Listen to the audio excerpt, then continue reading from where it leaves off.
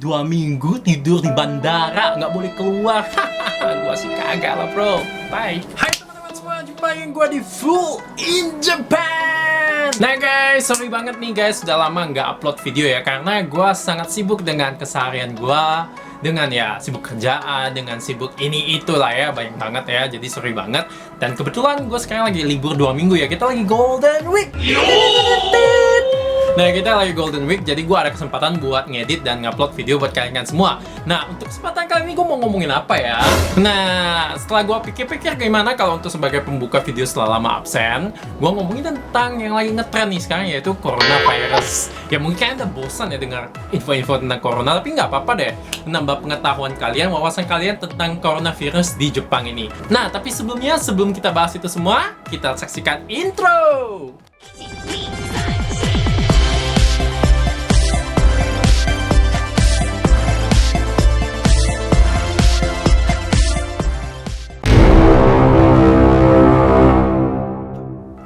Nah, jadi pertanyaan pertama yang paling sering gue dapatkan ya, yaitu adalah di Jepang aman atau enggak sih? Jadi guys, kalau kalian lihat itu nggak ada satupun negara di dunia yang aman dari coronavirus ya. Adanya cuma mungkin sedikit case-nya, tapi kalau dibilang aman sih enggak ya. Dan per tanggal 1 Mei 2020, Jepang sendiri udah ada 14.000 orang case confirm ya, yang udah confirm tuh 14.000, dan yang udah meninggal ya 500 orang ya, sekitar 500 orang. Jadi kalau dibilang aman, enggak ya. Kalau kita compare dengan negara-negara Asia Timur lainnya, tetangganya Jepang lah ya, jangan compare jauh-jauh ya, jadi seperti Taiwan ataupun South Korea. Jadi kalau South Korea dan Taiwan segini, Jepang itu masih cukup tinggi ya, dan masih agak kalah ya, masih belum kontrol. Sedangkan dua negara ini kayaknya udah kontrol ya, jumlah case-nya nggak terlalu banyak. Tapi kalau di Jepang ya masih kurang aman lah ya istilahnya.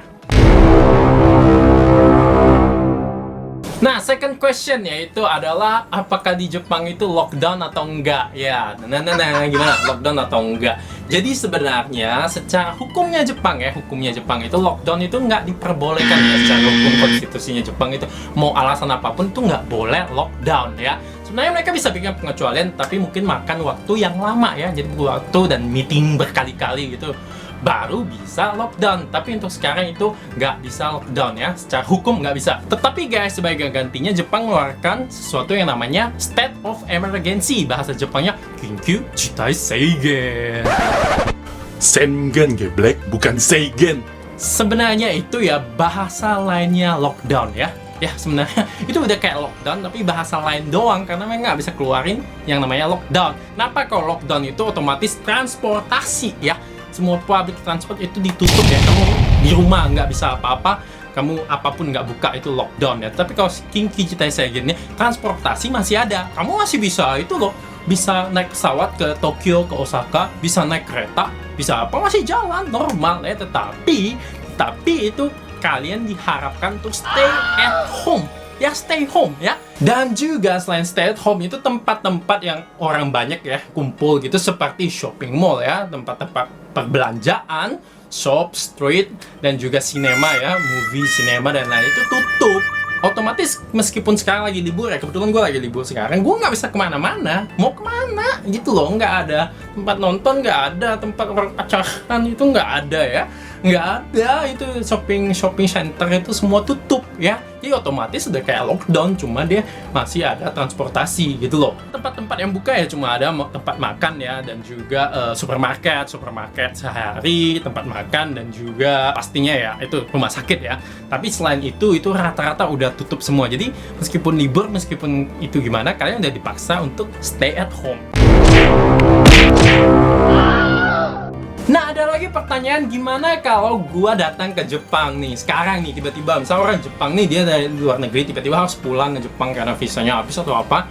Nah, apa yang terjadi buat mereka-mereka yang masuk ke Jepang? Mereka-mereka ini bakal diisolasi selama 2 minggu. Di mana? Di airport cuy. Dan tidurnya di mana? Lu jangan kirain di hotelnya ya, tempat kayak gini bro, tempat kayak gini, gila. Kardus dengan sekat kardus gitu, cardboard gitu. Oh my god, 2 minggu tidur di bandara, nggak boleh keluar. Gua sih kagak lah bro. Bye.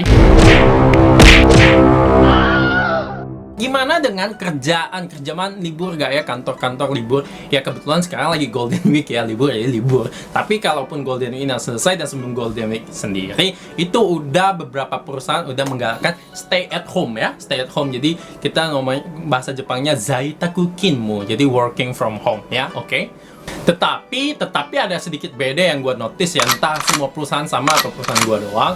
Jadi nggak 100% work from home itu, jadi kayak misalnya sebulan ini kita nggak masuk sama sekali, nggak gitu ya. Jadi mungkin dalam seminggu kita cuma masuk satu kali dan sisanya itu di rumah. Jadi 4 hari di rumah, 1 hari di kantor ya. Dan ke kantornya sendiri itu ada berbagai persyaratan sebelum kamu ke kantor. Yang pertama itu kamu nggak boleh pakai public transport. Jadi gimana? Jadi kalau mau datang ke kantor harus pakai kendaraan sendiri, naik mobil sendiri, motor atau sepeda. Jadi kalau selain itu kita nggak dibolehin ke kantor pertama. Kemudian itu kamu harus cek suhu badan ya, suhu badan di atas 37 derajat atau kadang-kadang 37 sampai 37,5 tergantung perusahaan masing-masing.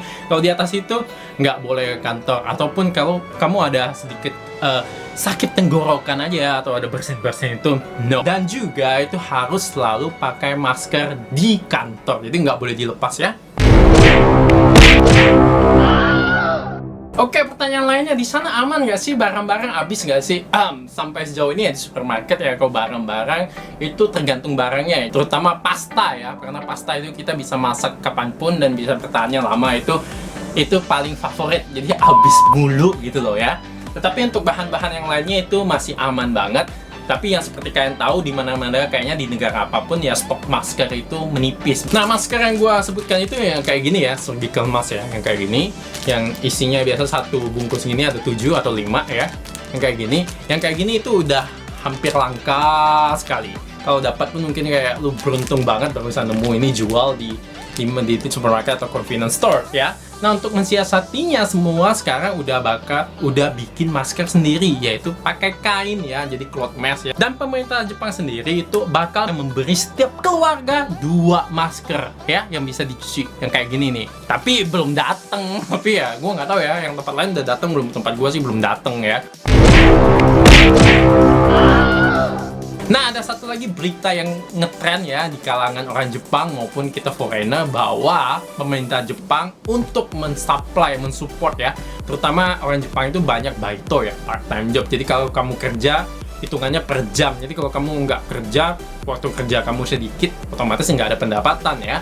Jadi untuk mensupport itu semua, pemerintah Jepang memberikan bantuan BLT, bantuan langsung tunai sebesar 100.000 yen per orang ya, per orang. Gila. Jadi kalau bayangin satu keluarga ada 4 orang, dapatnya 400.000 yen. Guys, tahu nggak 100.000 yen itu berapa ya? Kalau kita kalikan kurs rupiah sekarang itu sekitar 14 sampai 15 juta. Ya, jadi dikasih 14-15 juta per orang, ingat ya. Tapi guys, apakah duit 14-15 juta ini cukup? Kalau kalian penasaran dengan biaya hidup di Jepang ya untuk seorang diri, itu silakan lihat di video gue sendiri yang ini. Gue udah bahas sebelumnya. Jadi secara kesimpulan 14-15 juta itu kalau ada Jepangnya kitsu ya, itu benar-benar ya.